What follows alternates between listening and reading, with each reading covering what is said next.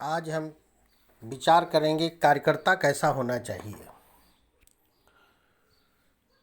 तो श्रीमद् भागवत गीता के 8वें अध्याय के 14वें श्लोक में कहा गया है, अधिष्ठानम तथा कर्ता कारकरणम च प्रगवाधिकम विविधाश्च पृथक् चेष्टा दैवं चैवात्र पंचमम।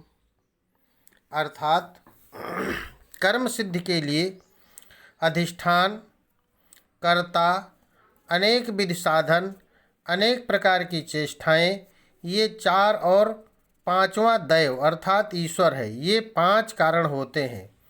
इसमें पहले अधिष्ठान और पांचवें दैव के अर्थ के संबंध में विभिन्नता है। श्रीमद् भागवत गीता में अधिष्ठान शब्द केवल एक बार आया है। वह तीसरे अध्याय के 40वें श्लोक में वहाँ पर आए हुए अधिष्ठान शब्द के अर्थ में के बारे में कोई विवाद नहीं है। वहाँ अधिष्ठान का अर्थ आश्रय स्थान ऐसा है, किंतु 18वें अध्याय के श्लोक में अधिष्ठान का अर्थ पर्याप्त नहीं है। शंकर भाष्य में अधिष्ठान का अर्थ शरीर ऐसा किया गया है।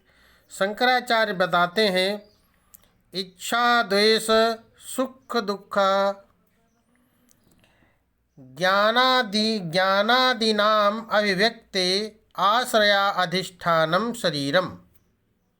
अर्थात इच्छा द्वेष सुख दुख और ज्ञान आदि की अभिव्यक्ति का आश्रय अर्थात शरीर। संत ज्ञानेश्वर ने भी इन शब्दों में शंकराचार्य का ही मंडन किया है। लोकमान्य तिलक ने भी अपने गीता रहस्य में अधिष्ठान का अर्थ स्थान ऐसा दिया है।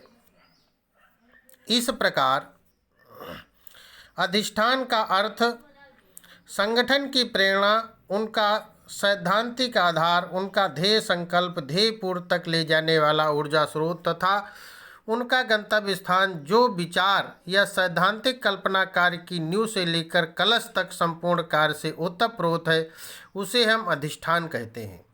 उसी के संदर्भ में, उसी के प्रकाश में संगठन का विकास होता है और ध्येय पथ पर हम हर कदम के साथ विकास की एक छोटी अवस्था से इस अधिष्ठान की उपयोजिता प्रात्यक्षिक रूप से ही व्यक्त हो जाता है। यही हमारी धारणा है। इसी परिप्रेक्ष्य में सीमा जागरण मंच के आधारभूत सिद्धांत का अपने अत्यंत सुलिष्ट रूप से निरूपण किया गया है।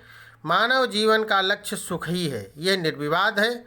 सुख प्राप्त हो सकता है, इसके लिए आधारभूत अवधारणा सुख प्राप्त ही नहीं हो सकता है, जैसा खरगोश का सींग नहीं होता।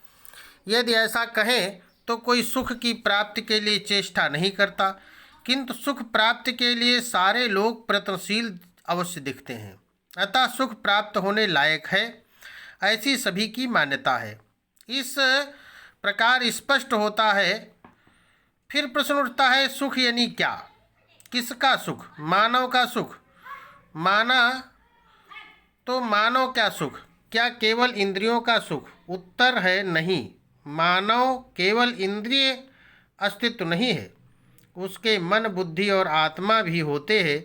अतः मानव का सुख इन चारों अस्तित्वों से बने एकात्म मानव का सुख है। इस एकात्म मानव को सुख की अनुभूति तब होती है जब वह स्वार्थ या स्वकेंद्रता से